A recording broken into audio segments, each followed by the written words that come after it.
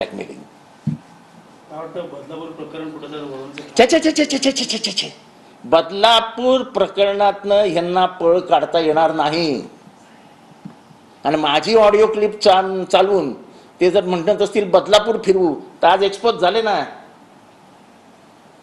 4-5-6 वर्षापूर्वीची audio clip, त्याच्यामध्ये कोणीतरी ब्लॅकमेलिंग करतंय.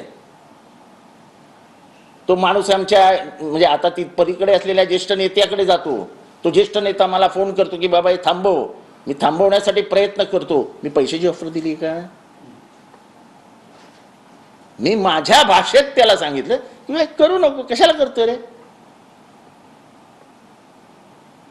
आता ही ऑडिओ आणि व्हिडिओ काय होणार आहे.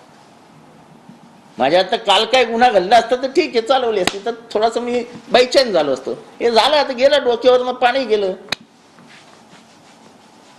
जितेंद्र आव्हाडांचे अनेक पॉइंट्स असे शोधतात सत्ताधारी की अरे शोधा यार, मला जेवढं बदनाम करायचंय करा. याचा अर्थ जितेंद्र आव्हाडचा काटा कुठेतरी रुततोय. मग तो काटा असा काढायला नको का? चला, माझी किंमत तर वाढत आहेत. खास करून मनसेकडे आता प्रकरण. अरे जाऊ द्या, मनसेकडे जाऊ द्या नाही कोणाकडे जाऊ द्या हो. अशी सुपारी उचलणारे खूप असतात जगामध्ये. निवडणुकीच्या पूर्वी सर्व अरे सोडावं, निवडणुका नाही असल्या कारणाने निवडणुका फिरतात. राज ठाकरे बदलापूरला का नाही गेले आतापर्यंत?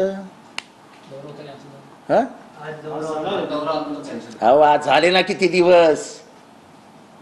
अशा प्रकरणामध्ये माणुसकीच्या नात्याने 24 तासात पोचायला पाहिजे.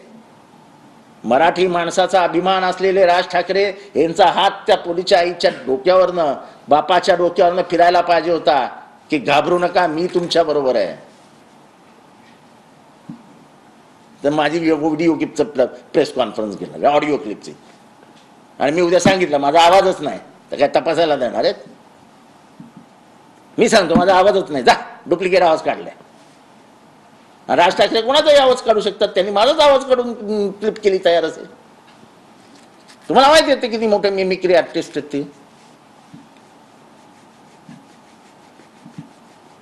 म्हात्रेने देखील पत्रकारांना थेट मला वाईट वाटतं. पोलीस कुठेतरी कमजोर पडतो. नाही नाही, असं ठाणा पोलिसांना दोष देऊ नका.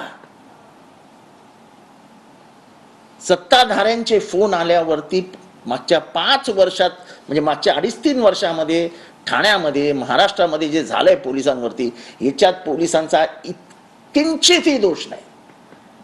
काही पोलीस जरूर भडवेगिरी करतायत, दलाली करतायत,